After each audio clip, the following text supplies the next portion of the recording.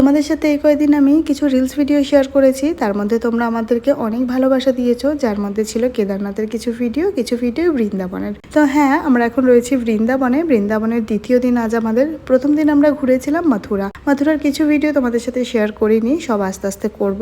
আজ দ্বিতীয় দিন। আমরা সকালবেলায় স্নান সেরে রেডি হয়ে একটা রিক্সা নিয়ে বেরিয়ে পড়েছি 3টে মন্দির দর্শন করব। প্রথমেই আমরা চলে এসেছি বাকি বিহারীজির কাছে দর্শন করার জন্য। তার জন্য আমরা নিয়ে নিলাম একটা ফুলের মালা আর নিয়ে নেবো এখান থেকে কিছু মিষ্টি। বাকি বিহারীজির দর্শন করব আর তার কাছে আমরা খালি হাতে যাব, সেটা কি করে হয় বলো। এই যে মন্দিরের ভিতরে আমি প্রবেশ করে গেলাম, আর ভিতরে তোমরা দেখতেই পাচ্ছ কতটা ভিড়। তো প্রচুর ভিড় ছিল এখানে। তার মধ্যে আমরা একদম সামনের দিকে দর্শন করতে পেরেছি, সেখানে ভিডিও এলাও ছিল না।